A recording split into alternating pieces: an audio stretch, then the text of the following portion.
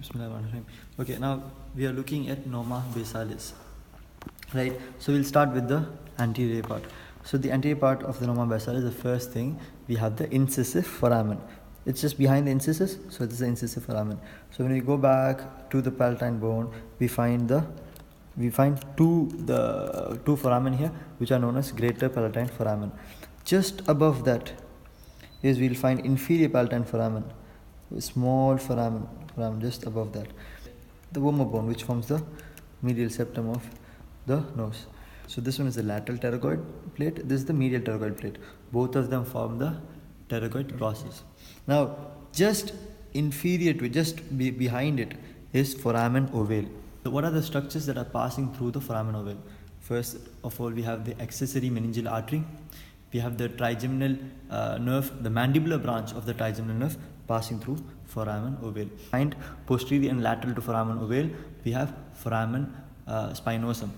So what passes in the foramen spinosum? We have the middle meningeal artery and vein, middle meningeal artery and vein, and we have the meningeal branch of mandibular nerve. A little interior medial to foramen ovale, we have foramen lacerum.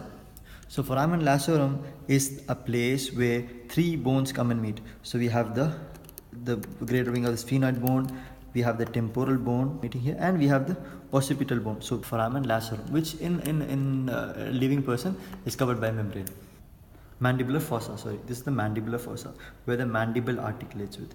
And anterior to the mandibular fossa, we call this the articular tubercle.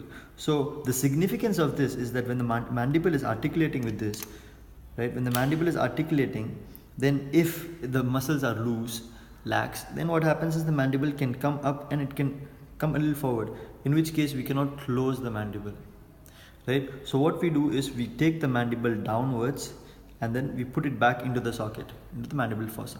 So this is the mandibular fossa with the articular tubercle anteriorly.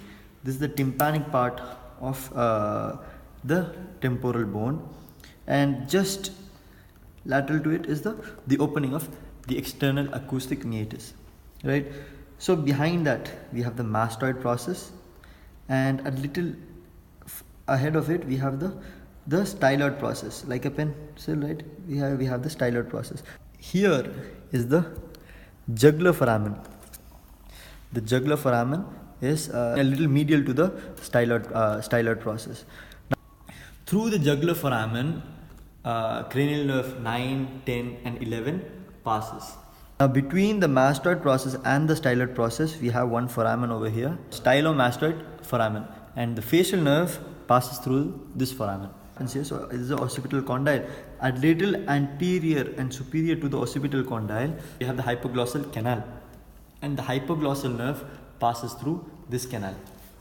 Okay. Now when we a little ahead of the jugular foramen over here, we have one foramen that goes inside, that goes in and goes anteriorly, right? And that foramen is the carotid canal.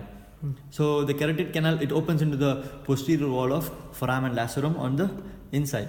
So through the carotid canal, the internal carotid artery passes. Here we have foramen magnum.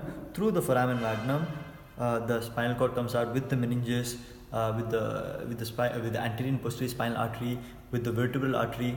All of them, they come out. And posterior to foramen magnum, we have posterior condylar canal over here. And here is the external occipital protuberance. Above the external occipital protuberance is the inferior nuchal lines, and along with the external occipital protuberance, we have the superior nuchal lines.